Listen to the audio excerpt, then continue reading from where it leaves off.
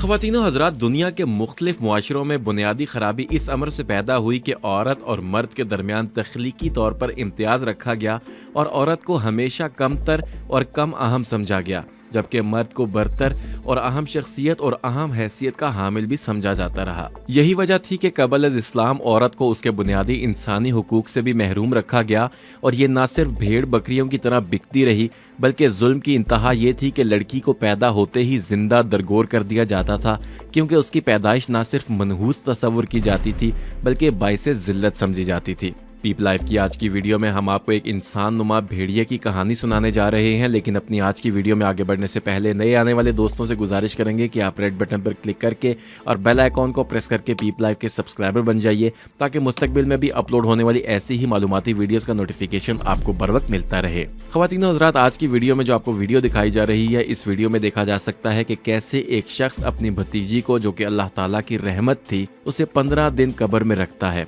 ये बच्ची अभी सिर्फ 4 साल की थी और उसकी माँ उसकी पैदाइश के मौके पर ही इंतकाल कर गई थी। ये बेचारी इस जालिम समाज के हाथ चढ़ गई और उस जालिम आदमी ने उसको उठाया और कब्रिस्तान ले गया और वहाँ कब्र खोद के उसको दफना डाला और वहाँ से रवाना हो गया। दोस्तों, अब रोज रात को कब्र के अंदर से आवाजें आने लगी, लेकिन लोग यही सोचकर आगे निकल जाते कि शायद इस कब्र पर अजाब तारी हो रहा है या अल्लाह ताला का इस पर अजाब है, और तौबा करके आगे निकल जाते। एक दिन कुछ लोगों ने फैसला कर लिया कि क्यों ना इसकी कब्र कुशाई की जाए और देखा जाए कि आखिर माजरा क्या है। और फिर जब कब्र खोदी गई तो अंदर से वो बच्ची निकली जो कि जिंदा थी। दोस्तों, आज की वीडियो में आपके साथ एक और वाकया शेयर करने जा रहे हैं जो कि सुनकर आपकी आंखें नम हो जाएंगी और आप अफसुर्दा भी हो जाएंगे। एक दिन हजरत दहिया नबी पाक सल्लल्लाहु अलैहि वसल्लम की मजलिस में बैठे थे और इस्लाम कबूल करने के बाद उनको आप सल्लल्लाहु अलैहि वसल्लम से बहुत ज्यादा मोहब्बत हो चुकी थी। नबी पाक सल्लल्लाहु अलैहि वसल्लम ने पूछा कि दहिया, जरा आज मुझे कोई ऐसा दर्दनाक वाकया सुनाओ, मुझे जिंदगी का ऐसा वाकया सुनाओ कि जिसको सुनकर मैं अफसुर्दा हो जाऊं। दहिया रज़ियल्लाहु ताला अन्हु ने कहा कि अब तो आपकी नजर करम के सदके हमारे दिल बदल चुके हैं, लेकिन जमाना जाहिलियत में मैं बहुत जालिम आदमी हुआ करता था। मैं इतना जालिम था कि पूरा गांव मेरी सफाकियत का गवाह था, क्योंकि हम इस्लाम से पहले बच्चियों को जिंदा दरगोर कर दिया करते थे और मैंने अपने इन जालिम हाथों से गाँव की 80 से ज्यादा बेटियां और बच्चियां दफन कर दिए हैं। ये सुना ही था कि नबी पाक सल्लल्लाहु अलैहि वसल्लम की आंखों से आंसुओं की झड़ी आ गई। आप सल्लल्लाहु अलैहि वसल्लम ने कहा, ये सब करते हुए तुम्हें जरा खौफ नहीं आया या फिर जरा भी शर्मिंदगी नहीं हुई? दहिया रज़ियल्लाहु ताला अन्हु ने कहा कि ए अल्लाह के नबी सल्लल्लाहु अलैहि वसल्लम, एक मरतबा ऐसा हुआ था कि मेरे भी रोंगटे खड़े हो गए थे। फिर उसने वाकया सुनाते हुए कहा कि एक मरतबा जब मैं तिजारत की गर्ज से दूसरे शहर जा रहा था और मेरी बीवी उम्मीद से थी, तो मैंने अपनी बीवी से जाते हुए कहा कि सुनो, अगर बेटा हुआ तो इसकी अच्छी परवरिश करना, उसका ख्याल रखना, और अगर बेटी हो जाए तो उसको जिंदा दफना देना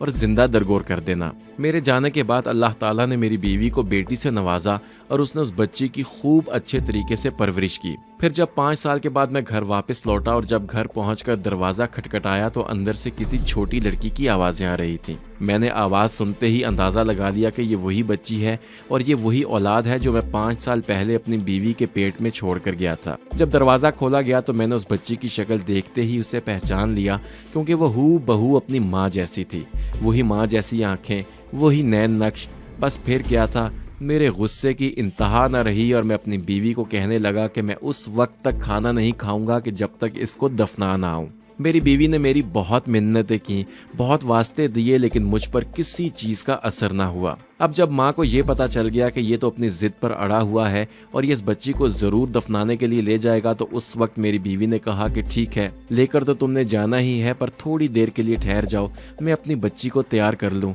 इसको सुरमा लगा लूँ, इसके बाल संवार लूँ। माँ तो फिर माँ थी और उस वक्त उसकी हसरतें बहुत ज्यादा होती हैं। हजरत दहिया कहते हैं कि मैंने देखा कि मेरी बीवी ने मेरी बच्ची को तैयार कर लिया और बच्ची सवाल करने लगी कि मुझे क्यों तैयार किया जा रहा है। माँ ने आगे से जवाब दिया कि तुमने अपने वालिद के साथ कहीं काम से जाना है। मैंने उसे अपने साथ लिया और जब हम एक जगह वीराने में पहुंचे तो बेटी ने सवाल किया कि मुझे यहाँ पर क्यों लाया गया है। मैंने उसको आगे से जवाब दिया कि तुम्हें मैंने एक चीज लेकर देनी है। आगे बताते हुए उसने कहा कि आका सल्लल्लाहु अलैहि वसल्लम, मैं उसको जंगल में ले गया, वहाँ गड़ा खोदा और उसको गिरेबान से पकड़कर उस गड़े में धक्का दिया और उसे दफनाना शुरू कर दिया और मिट्टी डालना शुरू कर दी। وہ روتی رہی، مجھے ترس نہ آیا، چیخیں بھی مارتی رہی لیکن مجھے پھر بھی ترس نہ آیا، مجھ سے التجا کرتی رہی اور مجھے کہتی رہی کہ میرا قصور کیا ہے، میری غلطی کیا ہے، اور کہنے لگی کہ مجھے ایسے کیوں دفن کیا جا رہا ہے، آخر میں نے ایسا کیا کام کر دیا ہے، مجھے ایسا ظلم کر کے مت ماریے۔ مجھے ابا ابا کہہ کے پکارتی رہی،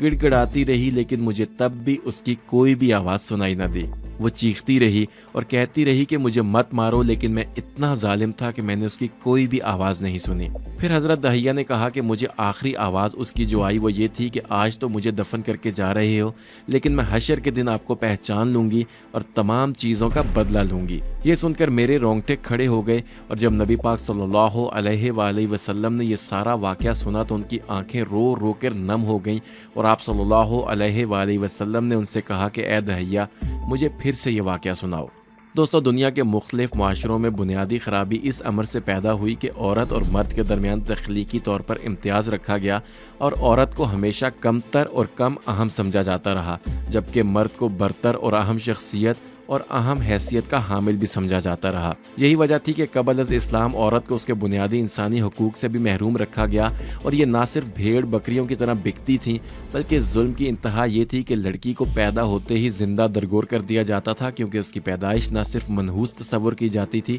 بلکہ باعث ذلت سمجھی جاتی تھی۔ قرآن مجید نے اس بھیانک منظر کی یوں عکاسی کی ہے، اور جب ان میں سے کسی کو بیٹی کے پیدا ہونے کی خبر ملتی ہے تو اس کا چہرہ غم کے سبب کالا پڑ جاتا ہے، سیاہ پڑ جاتا ہے، اور اس کے دل کو دیکھو تو وہ اندوناک ہو جاتا ہے، اور اس جنس کی وجہ سے وہ لوگوں سے چھپتا پھرتا ہے اور سوچتا ہے کہ آیا یہ ذلت برداشت کر کے لڑکی کو زندہ رہنے دے یا زمین میں دفنا دے۔ دلچسپ امر یہ ہے کہ ایک طرف تو بعض عربوں کے ہاں یہ عقیدہ تھا کہ فرشتے خدا کی بیٹیاں ہیں اور ان کی سفارش سے مشکلات حل ہو جاتی ہیں، اور دوسری طرف وہ انہی بیٹیوں سے نجات حاصل کرنے کے در پہ رہتے تھے اور انہیں شدید ذہنی، اخلاقی اور سماجی دباؤ میں رکھتے تھے۔ قرآن حکیم نے ان کے اس رویے پر تبصرہ کرتے ہوئے کہا ہے، اور جب ان میں سے کسی کو اس چیز کی خوشخبری دی جاتی جو انہوں نے اللہ کے لیے بیان کی ہے تو ان کا منہ سیاہ ہو جاتا اور وہ غم سے بھر جایا کرتے تھے۔ مولانا حالی نے عربوں کے اس رواج کو کچھ یوں پیش کیا ہے: جو ہوتی تھی پیدا کسی گھر میں دختر، تو خوش سمامت سے بے رحم مادر پھر سے دیکھتی جب تھی شوہر کے تیور، کہیں زندہ گاڑ آتی تھی اس کو جا کر، وہ گود اپنی نفرت سے کرتی تھی خالی، جنے سانپ جیسے کوئی جننے والی۔ دوستو، یہاں پر ہم اپنی اس ویڈیو کا اختتام کریں گے۔ امید کرتے ہیں کہ آج کی ویڈیو سے آپ کو کچھ سبق اور معلومات ملی ہوں گی۔ اس لیے اللہ تعالیٰ سے ہر دم یہی دعا رہنی چاہیے کہ جب تک ہماری سانسیں چل رہی ہیں، ہماری زندگیاں رسول اللہ صلی اللہ علیہ وآلہ وسلم کے اسوہ حسنہ اور حیات مبارکہ کو فالو کرتے ہوئے ہی گزریں، اور جب ہمارا اس جہان سے رخصت ہونے کا وقت آئے تو ہمارا خاتمہ بالایمان ہو۔ پیپ لائف کے سننے اور دیکھنے والوں کے دل کی بھی اگر یہی صدا ہے تو کمنٹ سیکشن میں آمین لکھنا مت بھولیے گا، اور اگر آپ کو اس ویڈیو سے کوئی انفارمیشن ملی ہو تو اسے لائک کر کے فیس بک اور واٹس ایپ کے ذریعے زیادہ سے زیادہ لوگوں کے ساتھ شیئر کیجیے، اور ایسی ہی معلوماتی ویڈیوز مستقبل میں بھی حاصل کرنے کے لیے ریڈ بٹن پر کلک کر کے اور بیل آئیکن کو پریس کر کے پیپ لائف کے سبسکرائبر بن جائیے۔ اگلے سیشن تک کے لیے ہمیں اجازت دیجیے، اپنا اور ارد گرد کے لوگوں کا خیال رکھیے۔